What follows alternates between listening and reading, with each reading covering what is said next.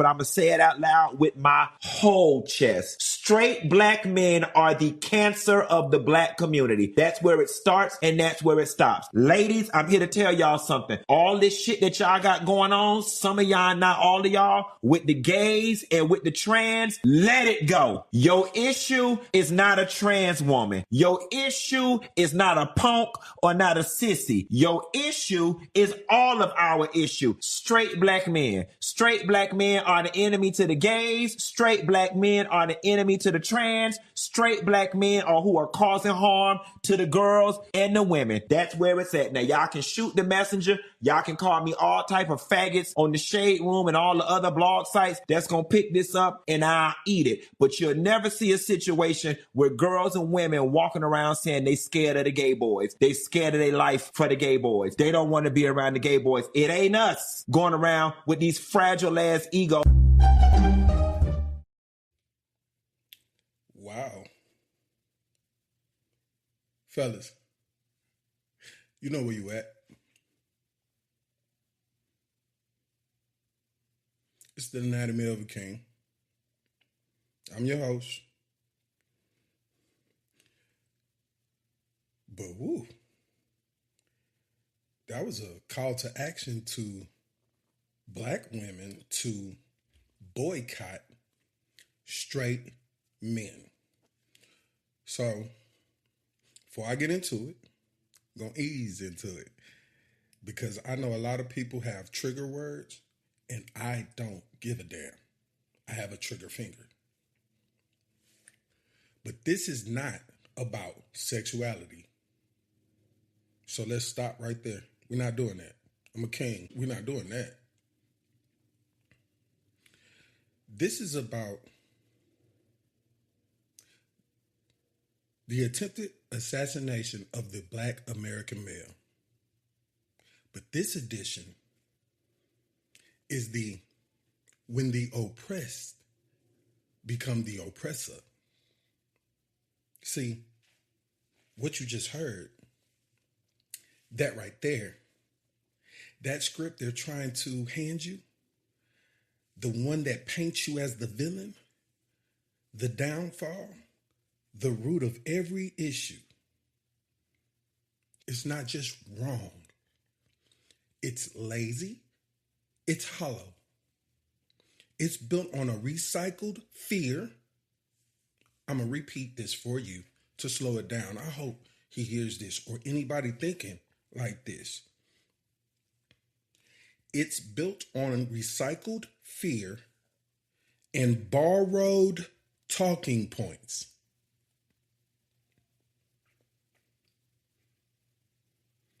%, worst rating in history.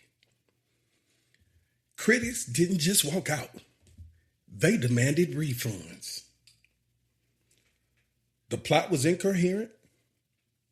The dialogue was delusional. The message was manufactured. And the ending was predictable. Blame the man who's already carrying the weight of the world. But tonight, we're not watching that film. And we're not accepting that script. We're not internalizing that lie.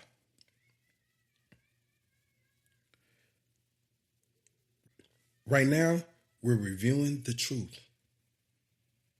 The real story. The one backed by data, discipline, and lived reality. The one built on receipts and not rhetoric. So toss the old script in the trash. Delete it from your internal hard drive because the story you're about to hear, this one is worth telling. Let's unpack that. Fellas, you've been hearing noise. Noise from screens, noise from strangers, noise from people who don't know your life, your grind, your sacrifices, your journey. Noise that tries to convince you that you're the problem. Noise that tries to shrink you. Noise that tries to rewrite your identity without your permission. But here's the truth. We are not the problem. We are men navigating a world that profits from our confusion. A world that benefits when we doubt ourselves. A world that grows stronger when we shrink. A world that's quieter when you stop speaking. And some of you, not all, but some, hear the noise so much that you started to believe the noise. You started to internalize scripts that were never written for you. You starting to question your worth. You started to dim your own fire. Today we flip the switch. Today we put the fire back under your feet. Today we remind you who you are. Not based on stereotypes, not based on narratives, but based on the truth, discipline, and your own lived reality. I am not here to apologize for existing. I am here to build, lead, grow, master myself, and leave a legacy. And legacy does not come from silence. Legacy comes from clarity, from intention, from standing firm in who you are. This is the moment you reclaim your narrative. This is the moment we reclaim our narrative. This is the moment you take back the pen. This is the moment we stop letting the world rewrite the story for us. Because a black man who knows who he is a man the world cannot control. Let's talk facts, not opinions, not narratives, not the noise that trends for 24 hours and disappears. Facts. The kind that stand tall no matter who tries to twist them. Because when you strip away the headlines, the stereotypes, the recycled talking points, what remains is the truth. Because the truth is solid. You want receipts? Well, here you go. According to the national education data, college enrollment amongst black men has risen significantly over the last 2 decades. Degrees earned, certifications completed, skills mastered, doors opened through discipline, not luck. See, they want you to believe that they're outpacing you by a large amount. But that's not true. Oh, and entrepreneurship. See, reports show, not social media, reports show black men are amongst the fastest growing groups of business owners in the country. Ideas turned into companies, companies turned into jobs, jobs turned into community impact. Then they're going to try to clip you up on family. The Centers for Disease Control, not social media, not opinion pieces, reports that black fathers are amongst the most involved fathers in America across all races. Reading to their children, sharing meals, helping with homework, showing up in ways that don't make headlines because consistency isn't dramatic enough for the algorithm. Economic contribution. Billions poured into the economy through labor, innovation, taxes, and entrepreneurship. Industry strengthened, workforces powered, communities supported. Service, military service. Defense Department data shows high rates of military service, especially in leadership roles. Commitment, discipline, responsibility. Community, volunteerism, mentorship, coaching, organizing, showing up where it matters even when no one is watching. And justice. The overwhelming majority of black men are not involved in crime. Most are working, raising families, building futures, contributing to society in ways that rarely gets acknowledged. These are not opinions. These are not feel-good one-liners. These are not narratives crafted for applause. These are facts. These are receipts. These are the part of history that never make it into the script they try to hand you. But they're a part of your truth. They're a part of our identity. They're a part of our legacy. And once you know the truth, you can't unknow it. Once you see the receipts, you can't unsee them. Once you understand the reality, the noise loses its power. Because facts don't bend. Facts don't fold. Facts don't flinch. Facts stand. And so do you.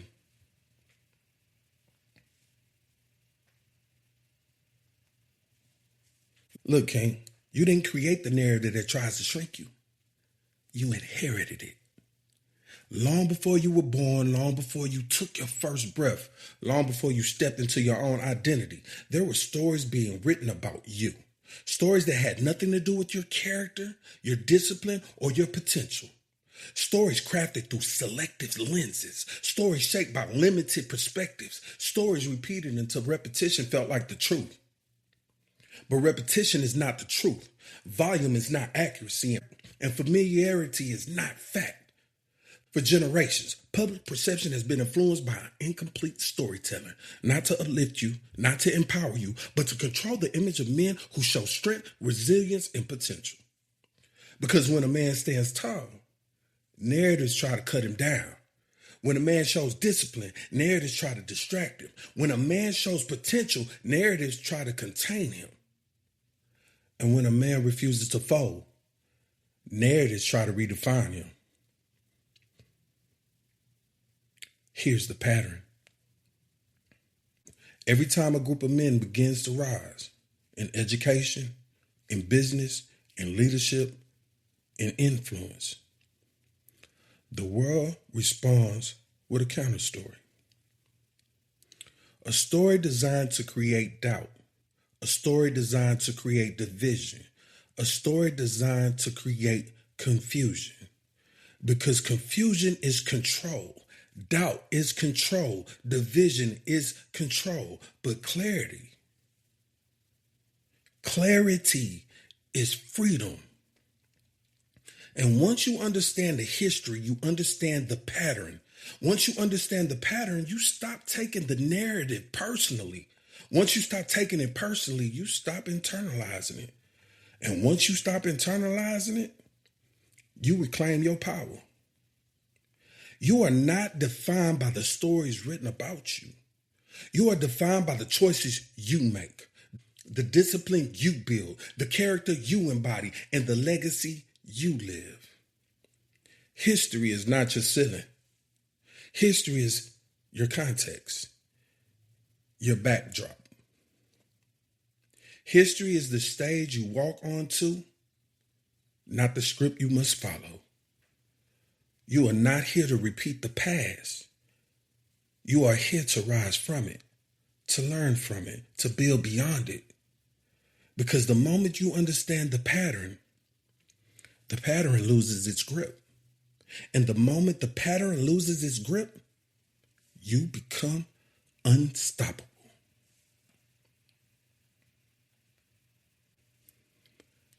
Remember, identity is not given.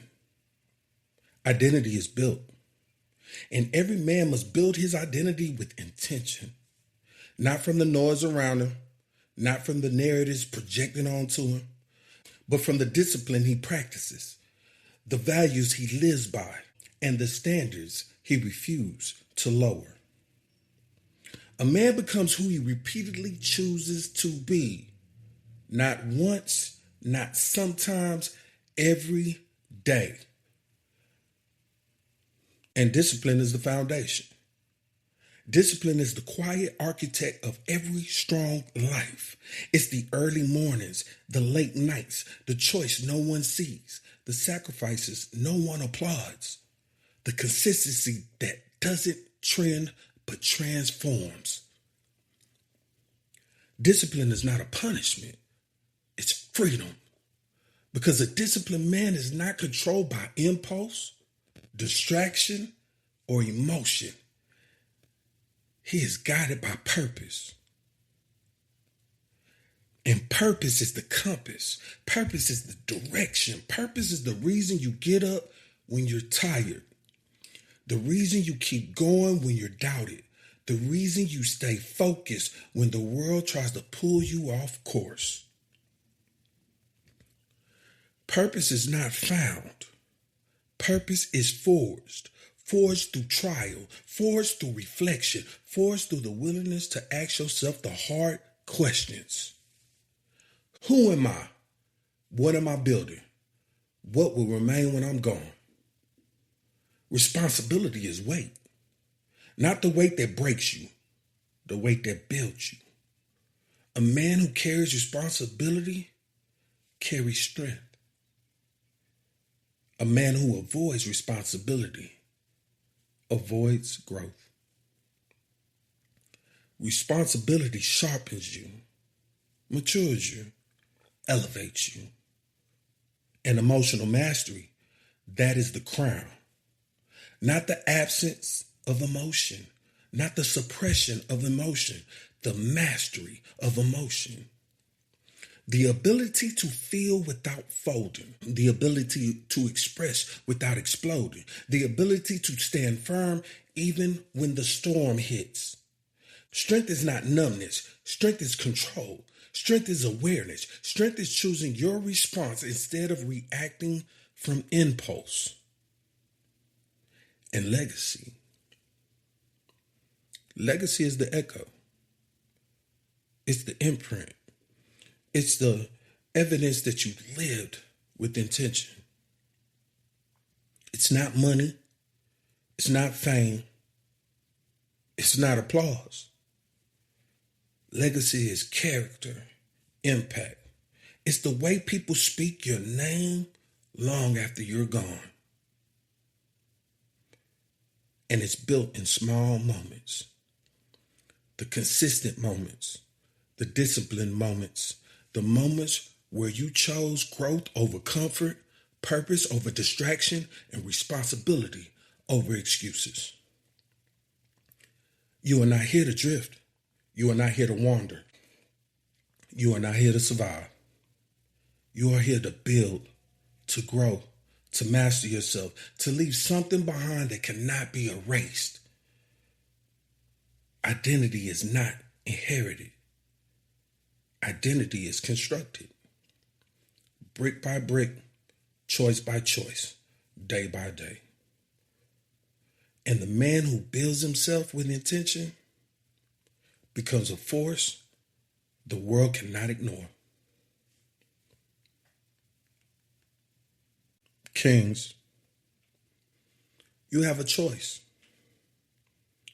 Every day, every hour, every moment. You can accept the script they hand you, or you can write your own. You can let the narratives define you, or you can define yourself. You can shrink, or you can rise.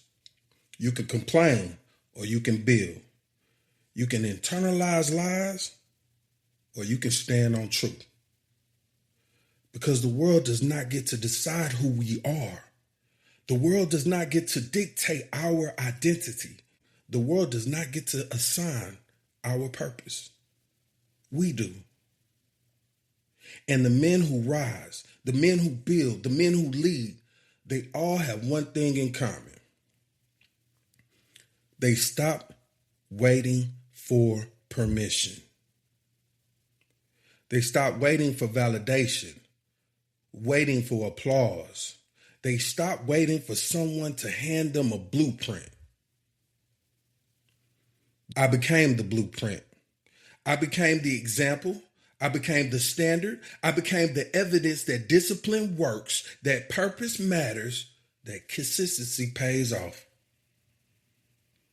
And now it's your turn. Your turn to step into the version of yourself you've been avoiding. Your turn to confront the habits that hold you back. Your turn to silence the noise that clouds your mind. Your turn to build the life you know you're capable of. Not tomorrow, not next week, not when things calm down, not starting Monday. Now, because every day you delay is a day you can't get back. Every excuse you make is a brick removed from your foundation, and every moment you hesitate is a moment you could have used to grow. You are not here to drift. You are not here to be passive. You are not here to be shaped by the world around you. You are here to shape yourself, to sharpen yourself, to strengthen yourself. And the challenge is simple. Stop letting the world tell you who you are. Start showing the world who you choose to be. Because the man who chooses his identity, the man who chooses his purpose, the man who chooses his discipline becomes undeniable. Remember, we are not stereotypes. We're not headlines on World Star. You're not the sum of the narratives projected onto you. You are a builder, a creator, a man with intention, a man with direction, a man with the capacity to shape his world through discipline, purpose, and consistency. You are not defined by the noise.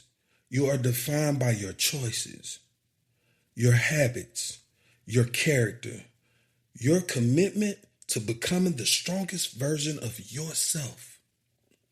And the world needs that version of you. Your family needs that version of you. Your community needs that version of you. Your future needs that version of you. Because when a man stands in his identity, he becomes a lighthouse. When a man stands in his purpose, he becomes a foundation. When a man stands in his discipline, he becomes unshakable. This is your moment to stand. Stand in your truth. Stand in your strength. Stand in your clarity. Stand in the identity you've built with intention. You are not here to fade into the background. You're not here to be silent, and you're not here to be shaped by the world. You are here to be shaped by yourself, to be sharpened by yourself, to be strengthened by yourself, to strengthen yourself, to rise above the noise and walk with purpose. Because at the end of the day, at the end of every challenge, at the end of every doubt, at the end of every moment where you question your path, there is only one truth that remains. What you don't change, you choose. And this change can't afford excuses. Today, you choose strength. You choose clarity. You choose discipline. You choose purpose. You choose legacy. You choose to rise.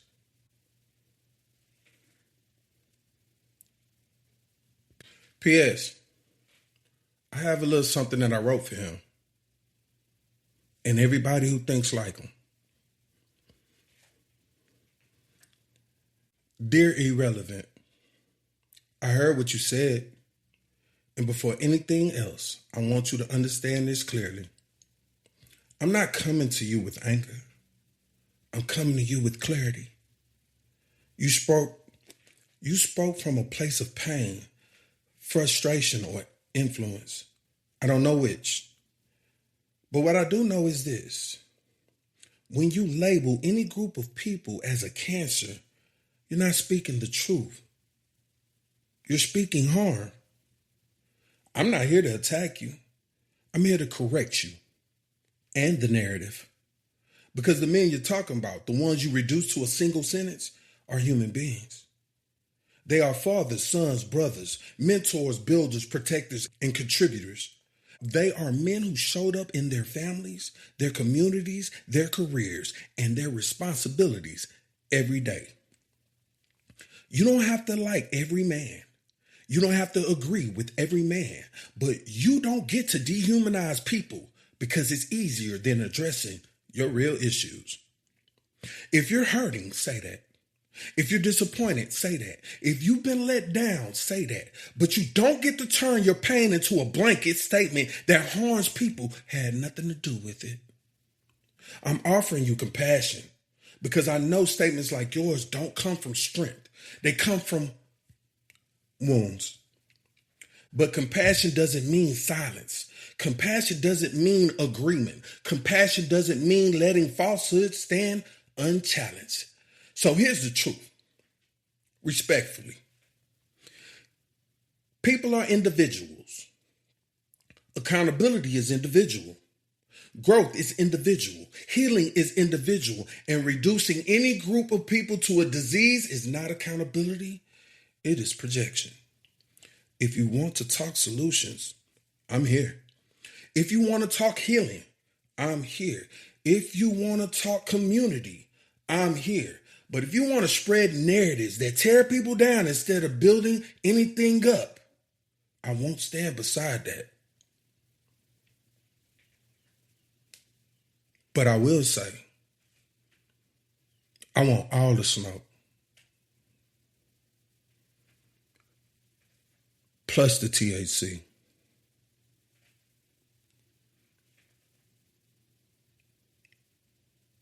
But you're better than that. We're all better than that.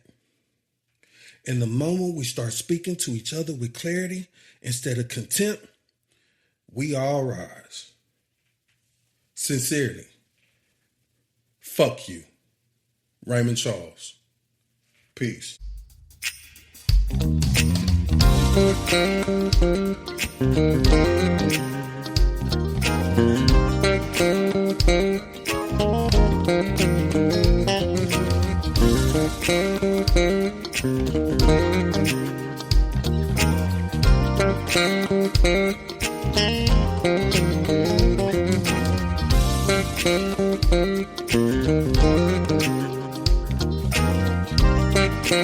you.